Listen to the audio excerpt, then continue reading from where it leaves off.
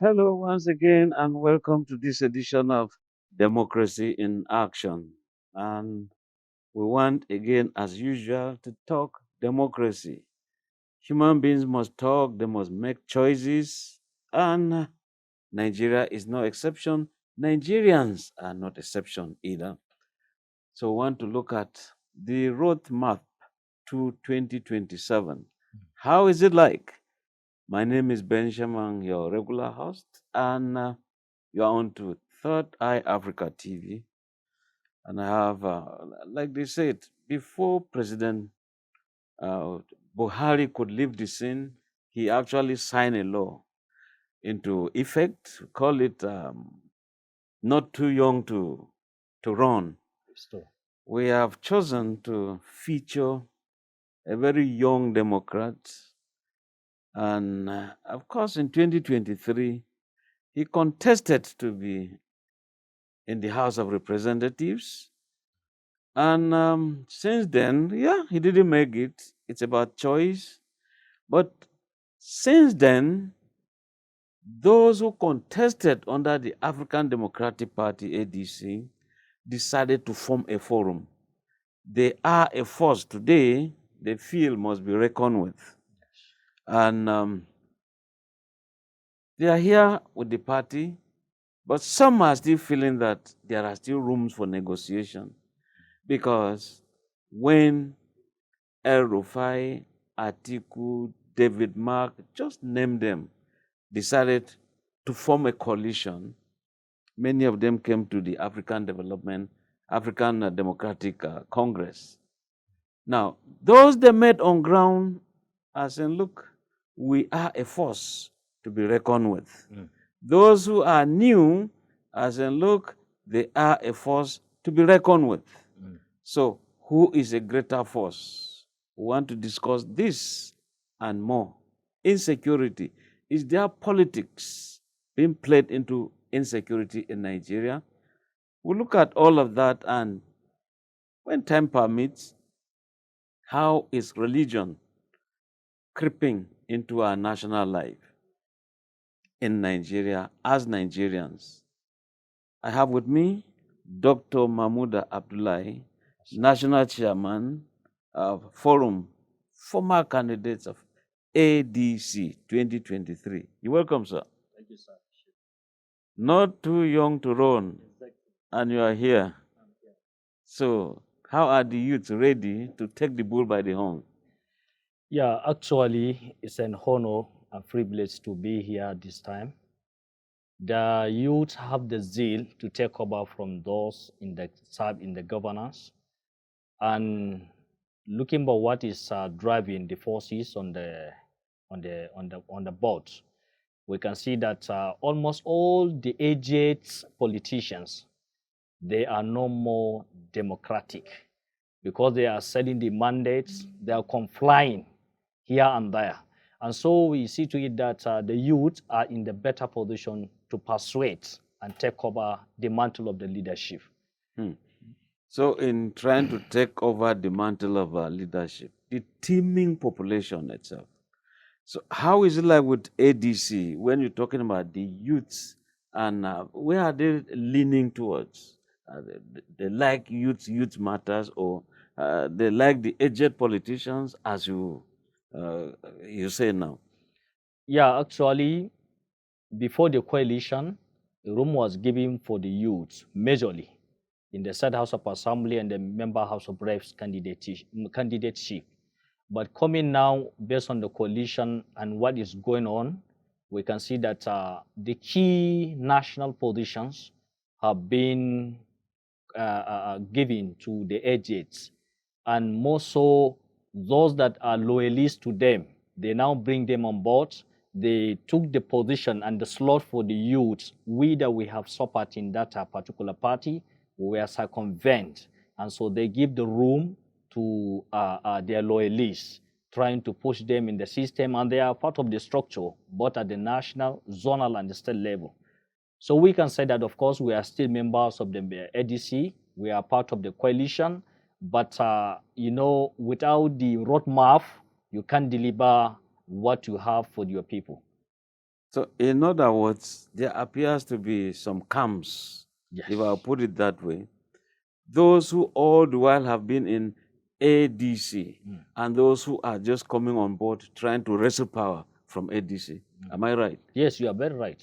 That's it. They are persuading the system, and that's why critically we can analyze by what transpired between our national chairman party, Chief Raf Inwosu, who handed the entire party to the incoming stakeholders of different party, PDP, like Atiku, Aregbeshola of APC, you can see like Erufai. So when he handed all this power, the authority of that particular party into their hands, he is the only one we knew there. He knew how we labored for the party. He is not there. He left. So they will find it very difficult to understand our agitation. So because they don't know what we have labored for, what input we have made to sustain the party for that long time. But I believe deliberations is on the processes to see how we can put it together and move on. So when you say the national chairman, Raf, left, let's define this left. He left as how? Or how did he leave? Or to where? He voluntarily handed over the party, even though not in due process, because there are some procedures that has to be there, put in place before you hand it over a party. Because any party, it has its own act, it has its own structure, so you can't just in a day carry everything, send it to others that are coming in because you just want relevance. So there is issue there. That's why now in the ADC, there are issues in court. Those that are deputizing their device to him, they are agitating, like Nafiu Bala from Gombe, like Ambassador Ilyas, who happen to be one of the leaders of one faction within ADC.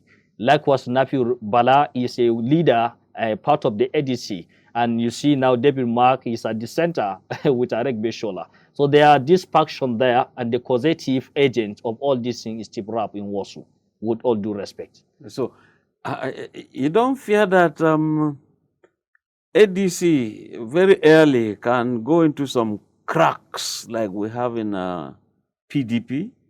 Yeah, actually, if you look at the democratic and party affiliations in Nigeria, there's no single party that has no cracks. Frictions, factions, self-centeredness, division is there in every party. But the key issue, like the stakeholders of the party, they are trying to put it together to see how they can amend that so that everybody would be accommodative. But it is very, very frictional forces so far. No, so talking about internal mechanism, democratically, how is the party using its own internal democratic mechanisms to resolve this crisis? Actually, they have made a transition committee because that transition committee was mandated to take note of the national body, the zonal and the state. So what they did, in the transitional, there are party leaders there, which before coalition that were met there. They find them there. So some of them, they are incompetent hand because of their capacity or their deep knowledge in true call of democracy. So they are trying to adjust. If somebody is a state chairman, for instance, they want to adjust to make him the deputy, then they will now bring on board who has a well of experience, knowledge, so that, they put it together and move ahead. So that's the strategy they're embedding now. So usually when politicians come together, you want to form a pressure group, you want to form a political party, they call them people of like minds.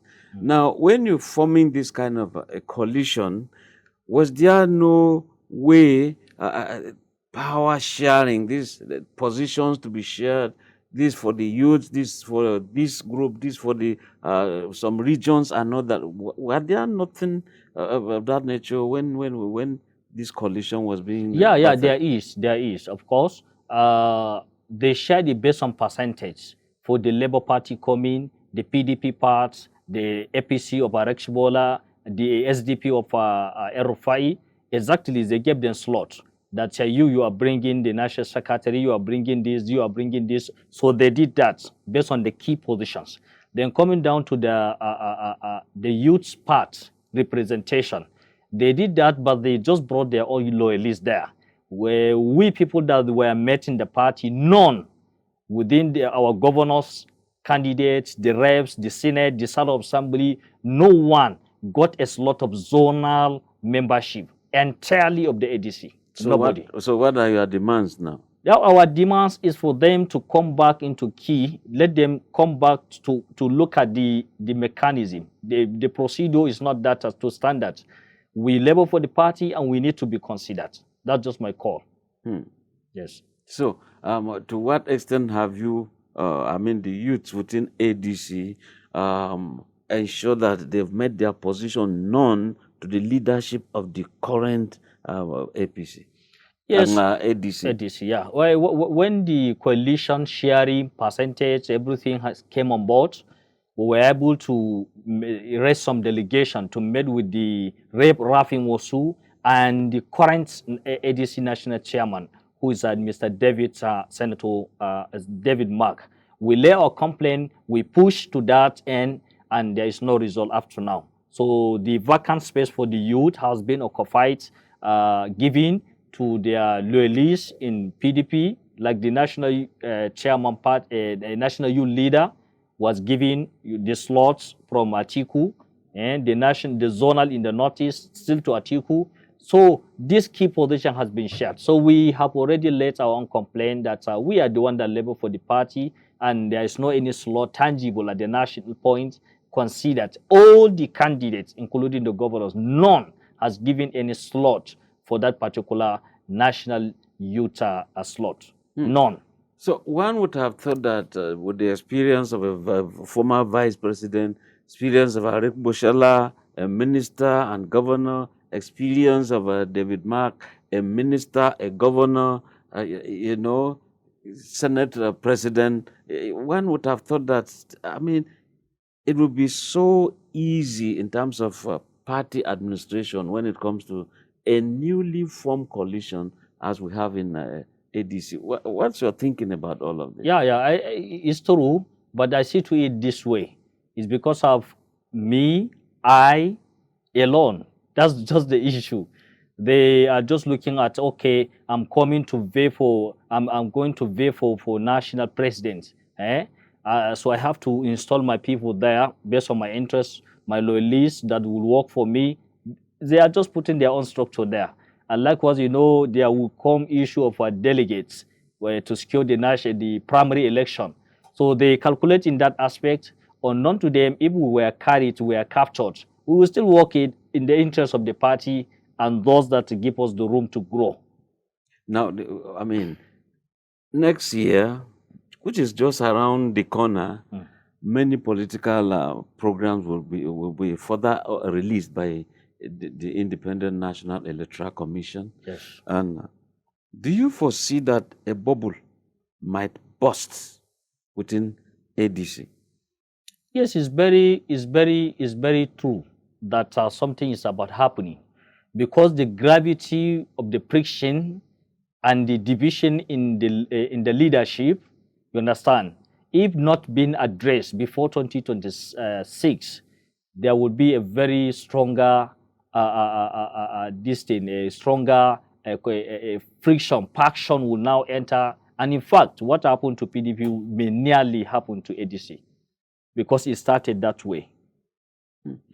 Okay, so let us move towards another angle of our discussion as we move towards democracy. Okay. And without security, of course, there will be riotous situations. Elections could have some issues and all that stuff. So tell me your thinking about security or insecurity in Nigeria. What has been in your mind as a young Nigerian when you see that most, or I say many of those involved in these activities are youths?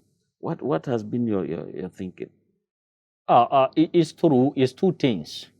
First of all, I can say that the source, the causative agent of this our insecurity has been initiated by our forefathers since the colonial masters, where now they are now applying new colonialism in our system. That's indirect colonial processes. So they have control of our resources, the security there. So that's number one. Then number two, any politician that he want to make be on seat as a president or any key national leadership, it is part of the agreement normally that you can't go beyond this limit. He has his own jurisdiction, and these colonial masters, they have interest in our resources. So no matter how a politician can agree to go with this agreement, and he is not going. He can't fight the insecurity 100%. Okay. Because Now, of the interest. yes. Now let us look at it within ourselves. Mm. Colonialism has come and gone, and but we are worried that within us Nigerians see insecurity here and there. Niger Delta, we had a lot of that. You go to southeastern part where you have the Igbos, you have it. You come to northwest, it's there, banditry. You go to northeast, you have Boko Haram there.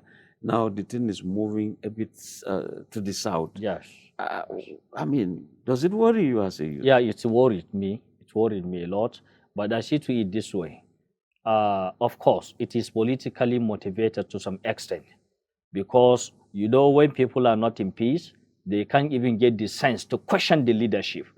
So they are giving the room to be prostrated, so that you know they will not. They are just trying to find themselves, not even get the room to agitate or ask for why, how, when, regarding the leadership. So I can see it very crystal clear that the insecurity level in Nigeria is highly motivated by political insinuations. So President Tinubu, even though you don't belong to APC, you belong to ADC, the names look like twins. Yeah. I hope they'll get it right during election and ballot papers. You know. Yes, sir. Now, President Tinubu had reasons to drop Minister of Defense and appointed a new man. Yes. You know, what's your thinking about that? Yeah, he is trying to restructure, reorganize the mechanism involved in the fighting insecurity. Is he getting it right there? Yeah, based on professionality, he's getting it right, because you need somebody with knowledge, well of experience. The past CG, he now came back as a minister. This is a very positive development, and I believe he's ready for the task, and we can see positivity as an outcome. I believe in that. So, politically, you heard you're part of the youths in the party there. What do you kind of tell the youths, because they are easily the ones being used as the political stooges? They are used as vigilante groups. Yansara Suka and all that stuff. Togri and all that stuff. So how do you, ensure that youth within your party are not used and dumped? Yeah, well, you can't deny the fact that Togri is part of politics. You can only minimize the level of the consequences, but you can't do away with it, because no matter how, because the youth has been given, in fact, they have been exposed to too much level of poverty, lack of education. So, orientation of people in that caliber, calculating the mass number of the youth on ground, jobless, uneducated, you can control the Sogeri 100%. But I believe, based on the contact and mobilization orientation, we are pushing for that. And every program for ADC, if being invited, this is part of what I'm discussing. I say, okay, we need not to be part of the Sogri before we venture and become successful in the politics. We have to be looking responsible, so that our leaders will now be sure that, yes, we are ready for the task. They will give us the window to grow so that everybody will be on his feet. I see that some people are already carrying out some sensitization programs where they say, look, youths, shine your eyes. In other words, be careful. Because those who use the youths as for political, for toggery and all that stuff, when elections have come and gone, winners have been declared. Even at the point of certificate of return, the winner will go with his wife, with children, and they are in good hotels. Celebrating. They celebrate. So, to what extent do you think that the youth should be able to see in between the lines that at a point they are being used? Yes, it's true what you said, but the problem, the nature, the environment is what makes our youth very difficult to understand. The little breads given to them, if they are not given that bread, they don't have any third party, any plan B for survival. So they stick to that process, and because they thought that this is the way forward. It's very unfortunate that after struggling up and down to push for someone as a candidate to become elected, then during celebration, he will now celebrate with his family. In fact, he can even take his family, go to Switzerland, go and enjoy himself, leaving those that give him the upper hand in poverty and situation of a better situation. So what I'm trying to say is very unfortunate. But most of our youth, like I said, they are not ready for the tax. They are not ready. But it requires a lot of things for one to be free out of political degree. Yeah. Now, when you look at political parties, usually there's a department for what you call political education, political awareness. Now, from your own monitoring of situation, even in ADC, I mean, what kind of political education and awareness is your party, ADC, carrying out to the youth? Their priority is not to educate them to be free from sugary or so. The main priority there, they're educating, inviting them to join ADC, vote for ADC, work with ADC. That's just the key. So, and that's the truth of the matter. So there is not any specification that this orientation centered on how to rehabilitate the mindset of our youth that are working as a machineries for sugary in the electoral process. No, they are not giving that orientation. They left that with the government, so the Federal Ministry of Orientation will take care of it. But it is very important point that if part of the agenda of that particular education department, they didn't consider orientation of that nature, is very, very important to put as part of the mandate. It will be very good one. Okay. Yes. Now, let's look at one other issue politicians tend to use to divide Nigerians. It used to be a very nice movement in Nigeria, here and there, friendship across religions. But today, it's like religion is being used to destroy friendship, togetherness in Nigeria. What do you think? Yeah, it's true. It's true. We politicians, we have a key way to our political salvation.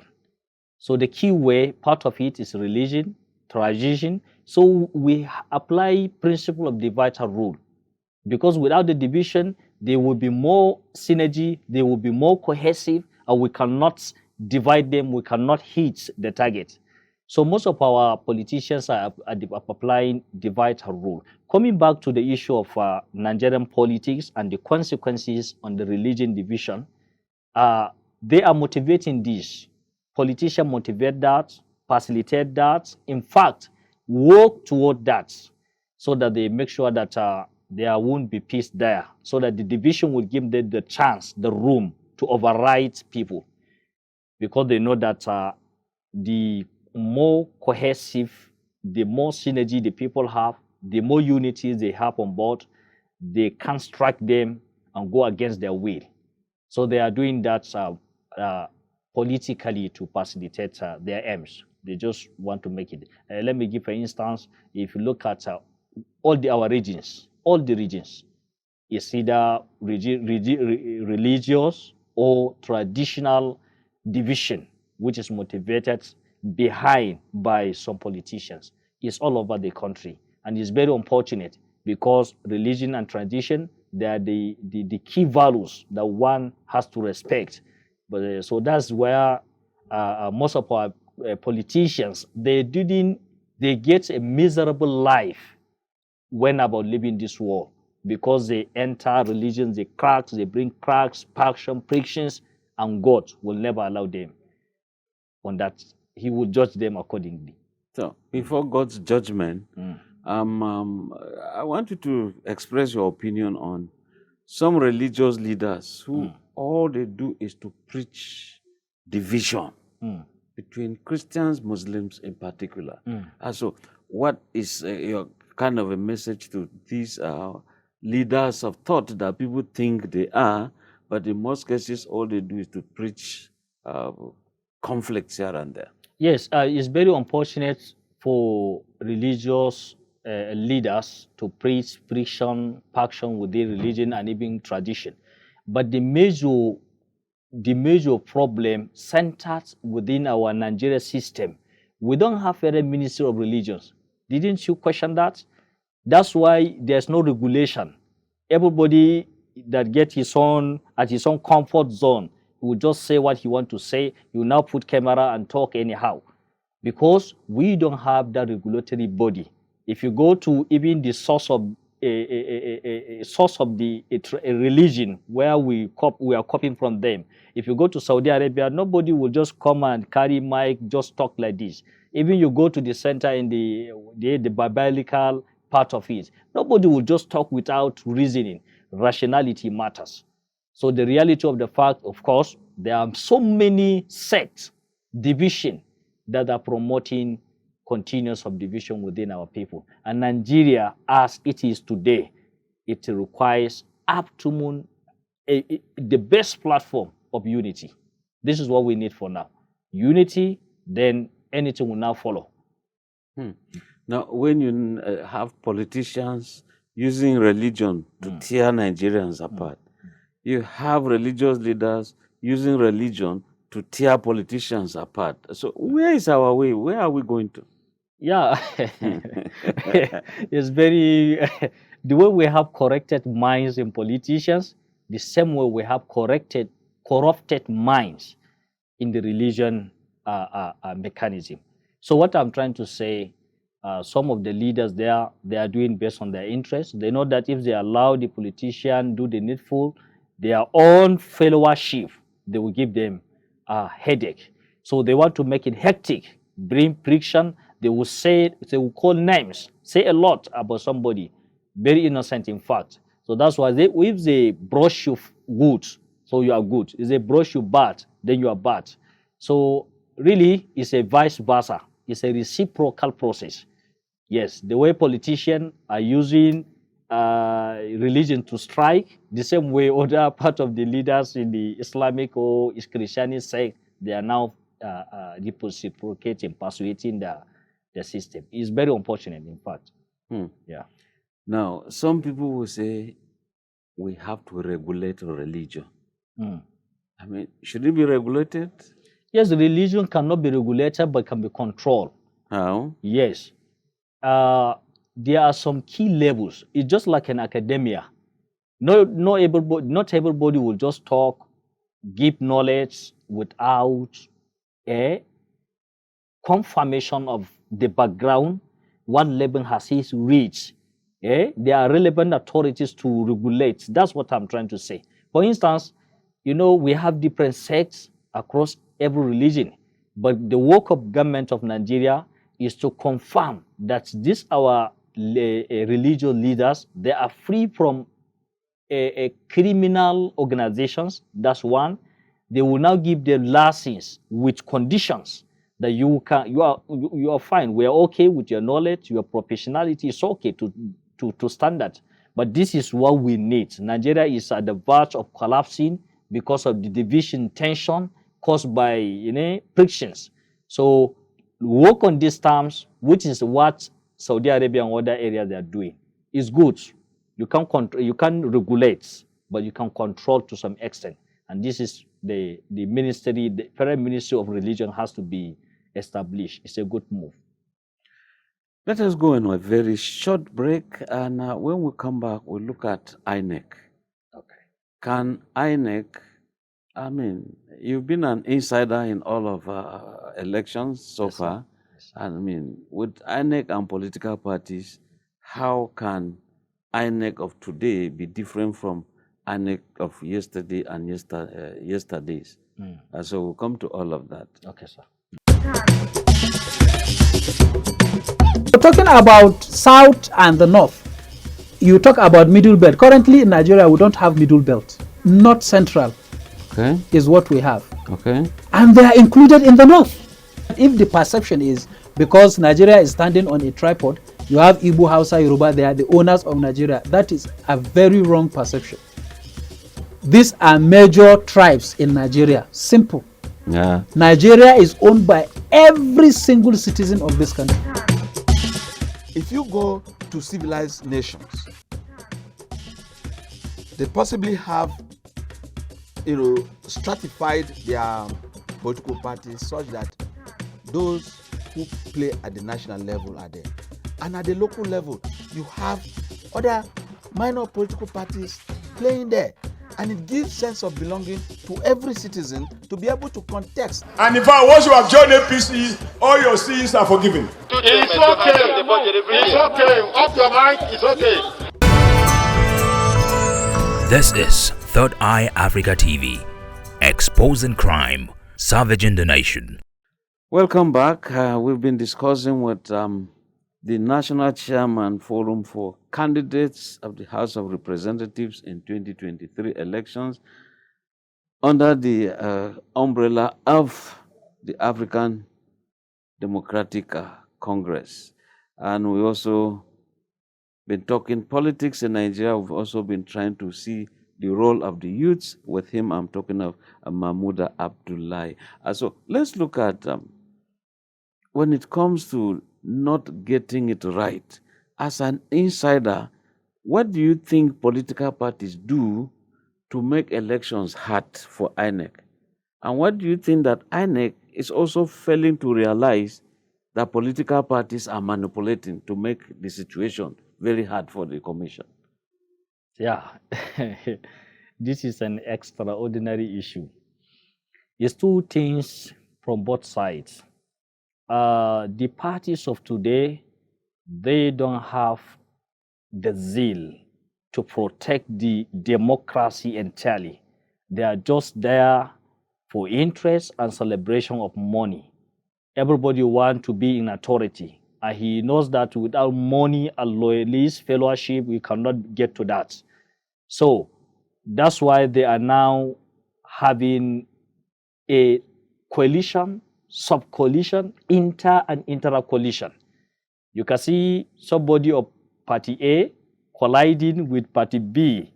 It's something that, yeah.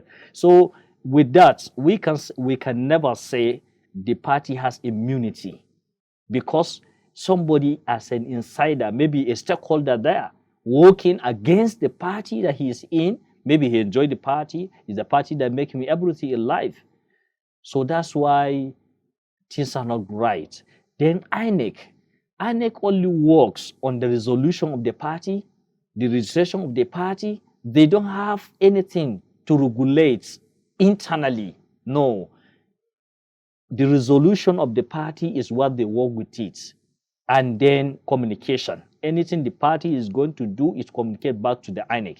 So by the nature of the INEC of today and yesterday, we can only get it right when our parties are mandated to go by the law of the parties. Because what we are doing today, most parties, they are not complying with the act of the party. The act of the party is there. It has been put in place in order to address division, tension, friction within the party. So they are not working. Let me give you an instance.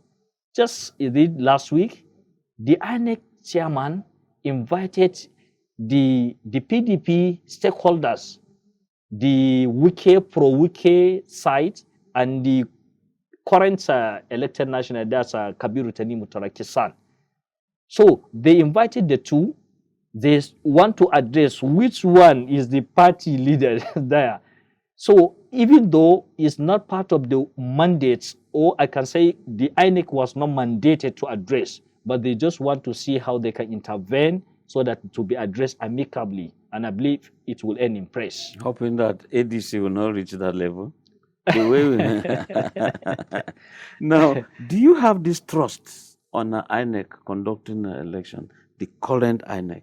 Yes, I have the trust in INEC, but not that 100% because of two things. First, who bring the INEC, the leadership of the INEC, is something to consider. He has been brought, appointed, given the room to serve by the serving president, and the serving president as well is pursuing for the second term. This is somewhere to put a question mark, because but the law allows him to do it. No, yes, it allows him. But what happened with Prope Mahmoud Yakubu? When he left, immediately he was being rewarded with an ambassadorial nomination. Is it not so? That's the key. From INEC, now an ambassador. But we have seen that it happened before. Yes, it happened. Even it happened today or yesterday or day before yesterday. It's still not the right thing. This is a question of integrity. That's number one. Then secondly, if election result is not being undergoes electronically as signed into law by the National Assembly, so we can say that INEC are going to do, we don't have that trust in them, because if it can be generated electronically, everything direct, so that one, we are very sure that, the result will be captured in e-transformation, which I believe in that. But for now, I don't think the system will work. The key, those that have the voters card, those that have the population to vote are women. If you calculate, you can see that in every national or state election, you can find out that 65% of that vote, it comes from the women. So it's very unfortunate. But I saw one member of House of Reps, he is pursuing for how some percentage of the women can be there in the national caucus. It's a good development. But to be frank, I can say the reasons why women are not given that chances is not just issue of our governance, the leadership. It has to do with religion and tradition as well. But I believe, like I saw the president, he said that he's going to, like last week, he made that promise that his government is going to accommodate more women. So maybe, we don't know, maybe 2027 by then. But of course, women are not that equally represented. The percentage there is just less than 20%. And they're the key for the voting. So do you believe in this giving of handouts? People must give indomie. People must give some feeding, little money before they go. In fact, they are enticed, so to speak. Ayo Fayose called it stomach infrastructure. If you don't give, they won't vote. So how do we come out of this in Nigeria?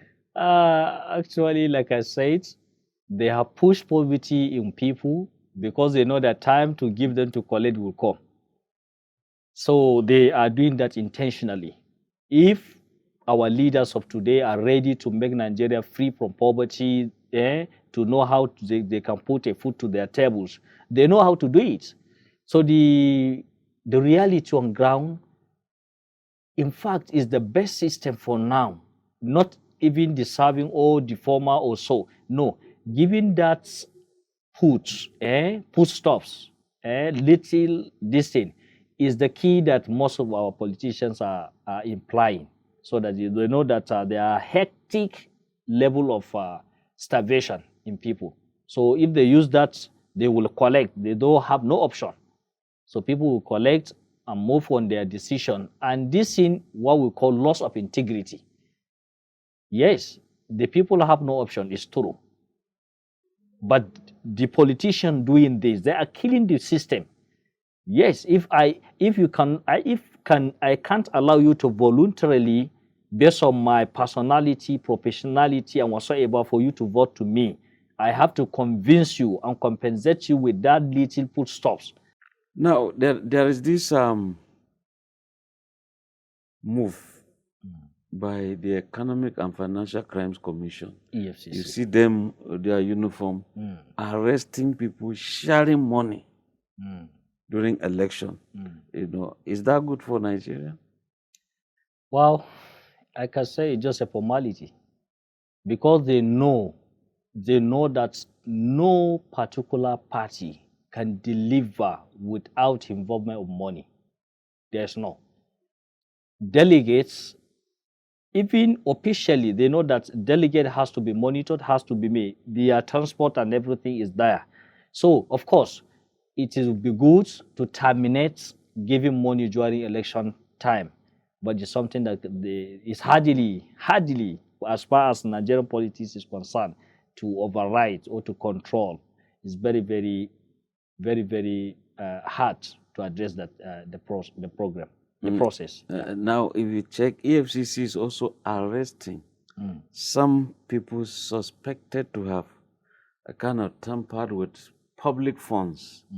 Now, opposition is saying EFCC is now a hunter's dog, and they are using them to deal with only opposition. Do you agree with this? Yeah, to some extent. It usually happens to be true that those that serve in the government, after they left the office, EFCC will now charge them. They will find one or two issues with them. And yeah, it's true that there are some issues they find. But unfortunately, it will be motivated by politicians. That's just the problem. The key issue in EFCC is how to make their operation free from any third-party intervention. They are under command of the leadership of the government, so they can't act. They can't do anything without the directive. So what I will suggest, the way INEC, even though to some extent it's being controlled by the government, the way INEC is independent, that EFCC has to be independent. Now, tell me this as a way of a conclusion. Okay.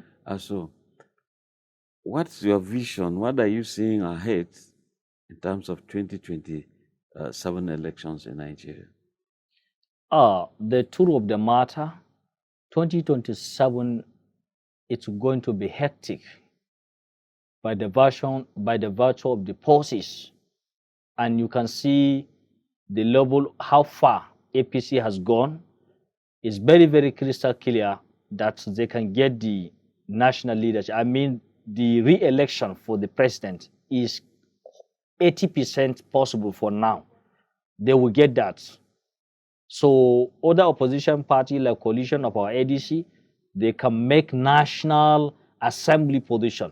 They can get it at State House of Assembly. They can get some key governors, 2027, of course, but they cannot get the president's seat. Why are you saying so? Yes, because of the forces. Politics is all about calculation. Now, what structure do ADC have on ground? In fact, even the internal conflict is not yet addressed.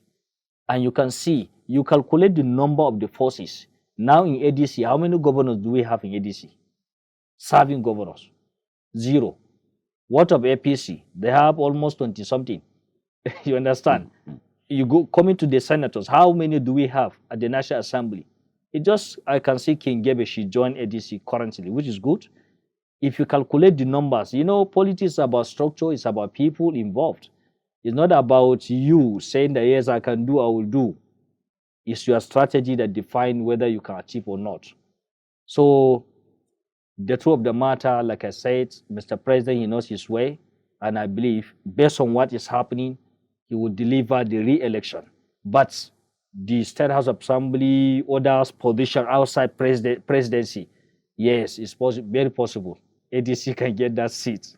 Yes. So ADC appears to be a party for the future when it comes to presidential election. Yes, most of the party are targeting 2031, including PDP, ADC itself. They know now because he is heading for the second term. So it will be good for ADC to push the forces now to have the structure in the National Assembly, Senate, reps, and this and that. Then in 2031, that presidency will now be achieved. Well, yes, it is here that we have to end this edition of the program, Democracy in Action, and we've been speaking with Mumada Abdullhi, National Chairman of former candidates of House of Representatives under the ADC, African Democratic Congress. Yes, sir. I want to thank you for coming to Third Eye Africa Thank TV. you, sir. And we are, of course, proudly Nigerians. Thank you for coming Thank you, on sir. board. I appreciate you, sir. Keep watching Third Eye Africa TV. Thank My you, name sir. is Ben Sheman, and bye for now. Bye.